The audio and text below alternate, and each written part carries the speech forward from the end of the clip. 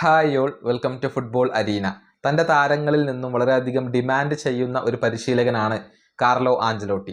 അതായത് ഓരോ താരവും തൻ്റെ ഏറ്റവും മികച്ച പ്രകടനം പുറത്തെടുക്കണം എന്ന കാര്യത്തിൽ കാർലോ ആഞ്ചലോട്ടിക്ക് നിർബന്ധമുണ്ട്.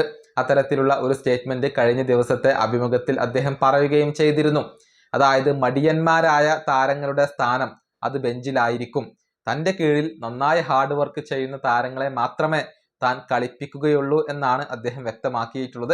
ആഞ്ചലോട്ടിയുടെ വാക്കുകൾ ഇങ്ങനെയാണ്: മടിയന്മാരായ താരങ്ങളെ ഡീൽ ചെയ്യുക എന്നുള്ളത് വളരെയധികം ബുദ്ധിമുട്ടുള്ള കാര്യമാണ്. മടിയന്മാർ കളിക്കാൻ പാടില്ല. സബ്സ്റ്റിറ്റ്യൂട്ട് ബെഞ്ചിലാണ് ഇരിക്കേണ്ടത്. ഹാർഡ് വർക്ക് ചെയ്യാത്ത മടിയന്മാരായ താരങ്ങൾ ഒരിക്കലും എൻ്റെ കീഴിൽ കളിക്കില്ല. ഇതാണ് കാർലോ ആഞ്ചലോട്ടി തൻ്റെ പുതിയ അഭിമുഖത്തിൽ പറഞ്ഞിട്ടുള്ളത്.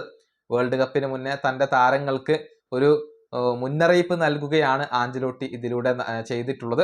അതായത് എല്ലാവരും നല്ല രൂപത്തിൽ ഹാർഡ് വർക്ക് ചെയ്യേണ്ടതുണ്ട്, ടീമിന് വേണ്ടി സർവ്വതും സമർപ്പിക്കേണ്ടതുണ്ട്, ഒരു ടീമായിക്കൊണ്ട് കളിക്കേണ്ടതുണ്ട്. എന്നാൽ മാത്രമാണ് താരങ്ങളെ താൻ ഉപയോഗപ്പെടുത്തുകയുള്ളൂ.